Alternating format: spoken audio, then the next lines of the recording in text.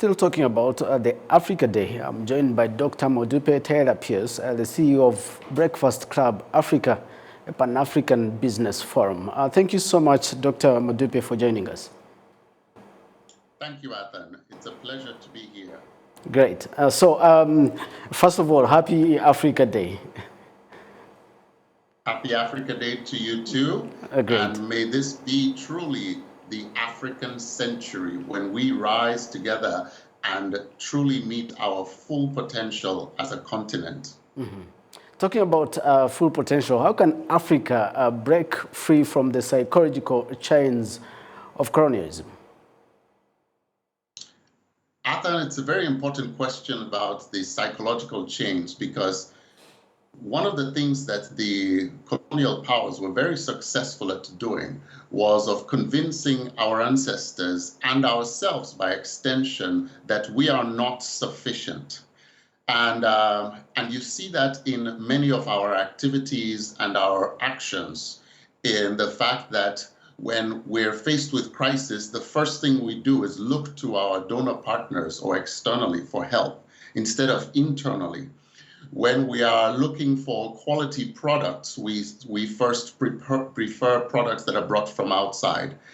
And these are all the result of a collective and generational brainwashing that has taught us that things that are from here are not as good as things that are from outside. Mm-hmm. And how we need to change that starts with our leadership.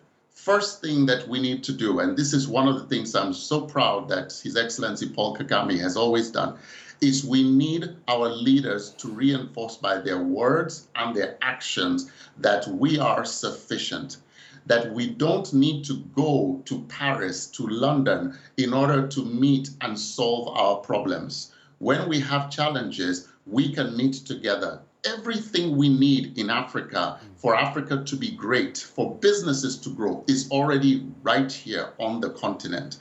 The missing link is us connecting with each other and us believing that we are sufficient. And when that happens, then we will break free from the psychological chains that bind us. Dr. Modupe, I understand the Breakfast Africa is also pushing for exponential growth on the continent. How can we build an Africa where businesses experience that exponential growth? Athan, it comes down to business leadership. Now, one of the reasons why it is so important for us to have exponential growth is so that we, the private sector leaders, can provide sufficient tax revenues and jobs so that our public sector leaders can make decisions without being shackled by debt or by donor funding. Now, for that to happen, one core thing has to happen. African CEOs have to stop being satisfied with so little or small growth. The trajectory of the last 50 years has been the typical African CEO or business entrepreneur starts a business. If they're successful at getting the business to cash flow enough in order to feed their family, send their child to school, build 2 houses, by the time they reach that point, psychologically they say, I have arrived. And they stop growing, and they stop searching for ways in which they can improve their knowledge and improve their companies. Now that has to stop. And what Breakfast Club Africa is doing is creating a culture of learning amongst African CEOs. We meet on a monthly basis. We provide coaching to support CEOs to recognize and to feed their hunger for exponential growth. And the key to exponential growth, Athan, is very simple. The leader has to be dissatisfied with the level of growth that is happening today. And she or he has to believe that exponential growth is possible and find a way. And that's what entrepreneurs do. But it starts first with the leader. Even at a time like this, in the midst of a COVID storm, when many people are worrying about the survival of their business, we need African CEOs to be focused on exponential growth, because a business exists to solve problems. And everybody would agree with me that at this time, there are a plethora of problems available that need to be solved. And that means business should be thriving. I will ask you about silencing the guns. As a business leader, how much do you think the guns in Africa, I mean civil wars and conflicts and all that, has affected Africa's growth? Briefly. Athan, it's certainly obvious that, it's difficult for business to succeed and thrive in an arena when there isn't peace. However, it's not impossible. At the same time, the key thing to remember is this: guns thrive when there aren't jobs.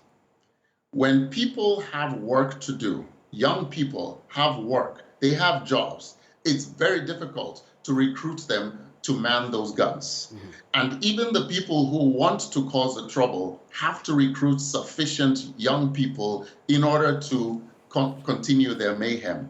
So the guns thrive in an environment in which we as African CEOs do not do enough of our duty to create the jobs. Mm-hmm. So when we create the jobs, when we become intentional about exponential growth, which starts with us becoming learning CEOs, then we will remove the impetus for the guns. Because I have yet to see a young man or young woman who is fully employed, who has time to go and pick up arms.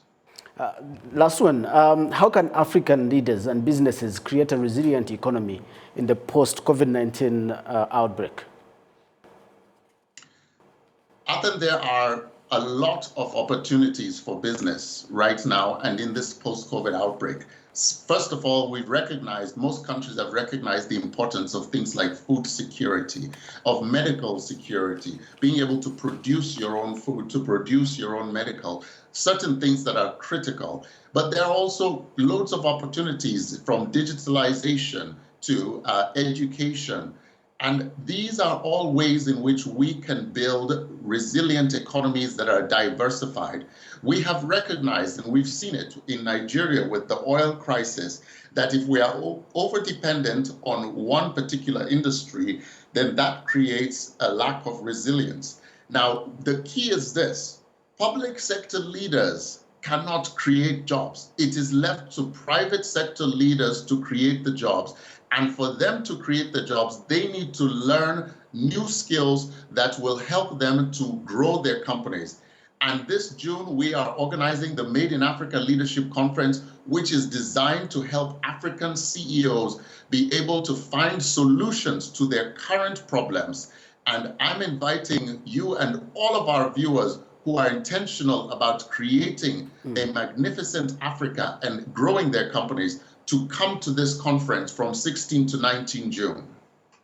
Dr. Modupe Taylor, thank you so much for joining us. Thank you, Athan. All right. It's been a pleasure. Happy Africa Day. Happy Africa Day to you.